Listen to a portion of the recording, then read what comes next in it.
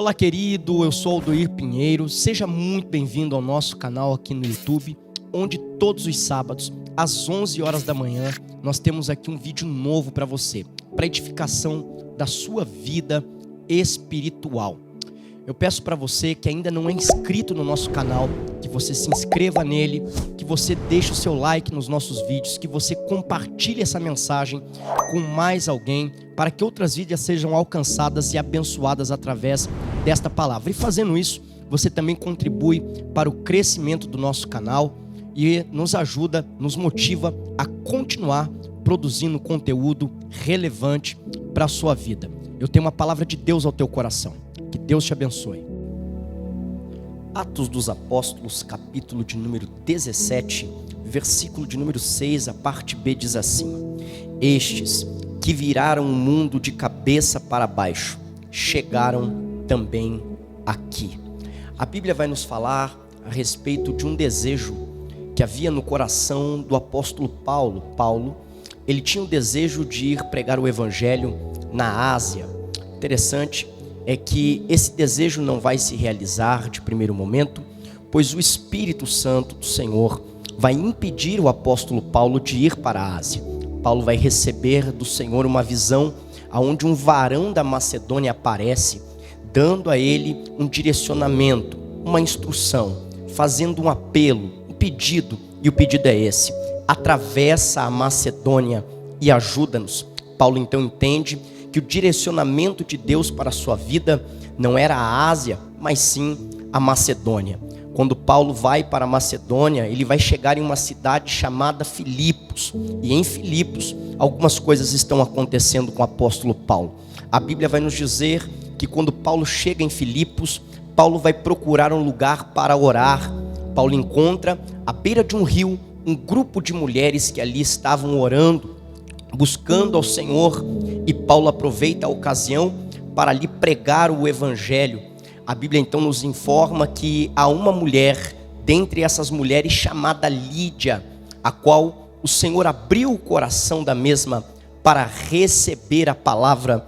Interessante é que a Bíblia Sagrada vai nos dizer que Lídia vai se converter, e não somente ela, mas também toda a sua casa vai ser batizada. A salvação alcança a casa de Lídia, e Paulo agora, ao sair da casa dessa mulher, vai no meio do caminho, enquanto ele ia para a oração, encontrar-se, deparar-se com uma jovem, uma moça que possuía um espírito de adivinhação, a qual todos os dias, ao encontrar o apóstolo Paulo naquele caminho, dizia: estes homens que aqui estão passando são verdadeiramente homens de Deus. Essas palavras estão incomodando muito ao apóstolo Paulo. São palavras verdadeiras, mas são palavras que estão brotando de uma fonte falsa, uma fonte que não é divina, não é do céu, não é de Deus. Paulo, tendo esse discernimento, entende que há um espírito de adivinhação sobre a vida daquela jovem.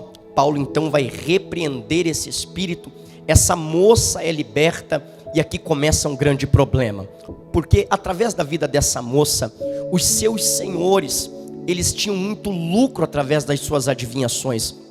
Quando Paulo expulsa esse espírito maligno de sobre a vida dessa moça, esses seus senhores passam a ter um grande prejuízo, e por conta desse prejuízo, eles vão alvoroçar a cidade, eles vão até os governantes e vão pedir para que o apóstolo Paulo e também Silas sejam açoitados.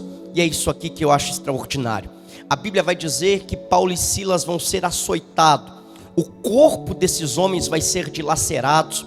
Eles ficam agora cheios de feridas e são colocados dentro de uma prisão.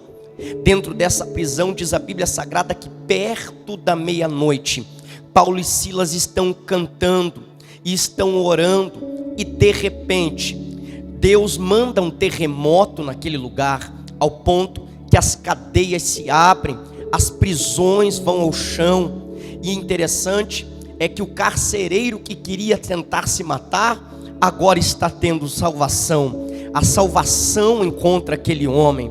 E é isso aqui que mexe comigo, porque nós estamos falando de dois homens que estão feridos. Dois homens que estão machucados, dois homens que foram açoitados e tinham tudo para parar, tinham tudo para desistir, tinham tudo para retroceder. Eles estão feridos, eles estão machucados, mas Atos dos Apóstolos, capítulo 17, vai nos informar que eles vão sair de Filipos e vão viajar até uma cidade chamada Tessalônica. E quando eles chegam em Tessalônica, eles vão ficar hospedados na casa de um homem chamado Jason. Paulo, durante 3 semanas, 3 sábados, ele vai pregar o evangelho em uma sinagoga. E a mensagem que Paulo vai pregar dentro dessa sinagoga é uma mensagem cristocêntrica. Paulo vai expor as escrituras e vai provar por meio delas que convinha que o Cristo, o Messias, ungido, sofresse, padecesse e ressuscitasse. E Paulo, dentro dessas 3 semanas, nesses 3 sábados, vai provar que Jesus era de fato o Messias. Paulo vai falar sobre o sofrimento de Cristo, Paulo vai falar sobre a morte, a crucificação de Cristo, mas Paulo também vai falar sobre a ressurreição do mesmo. O resultado dessas 3 mensagens é extraordinário. A Bíblia vai dizer que algumas pessoas creram, não poucos gregos religiosos, muitas mulheres também creram, porém há um grupo de judeus que, tomado de uma grande inveja, além de não acreditarem, não darem crédito à mensagem pregada por Paulo, ainda vão ajuntar alguns vagabundos da cidade, homens aos quais eles vão fazer com que venham perseguir a Paulo.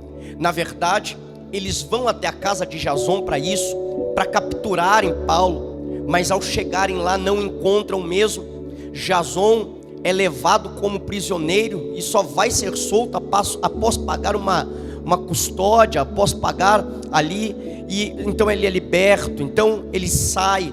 Mas o que chama a minha atenção é que esses homens estão ali tentando parar o apóstolo Paulo, tentando parar Silas. Interessante é que a acusação deles diante dos governantes é essa: estes homens que têm virado o mundo de cabeça para baixo, com essa mensagem, chegaram também aqui, e eles estão pregando coisas que não é lícito a nós recebermos. Eles estão dizendo que há um outro rei além de César, e este é Jesus o Cristo, e nós não podemos aceitar isso. Diz a Bíblia que eles vão procurar Paulo, vão procurar Silas, mas não vão encontrá-los.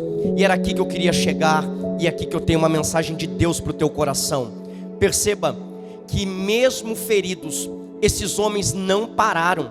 Mesmo feridos, eles foram a Tessalônica e pregaram o evangelho. Por quê? Porque o propósito é maior do que as feridas. Eu preciso te dizer isso hoje. O propósito sempre vai ser maior do que as feridas. Você não pode parar, você não pode desistir por causa das feridas recebidas em Filipos.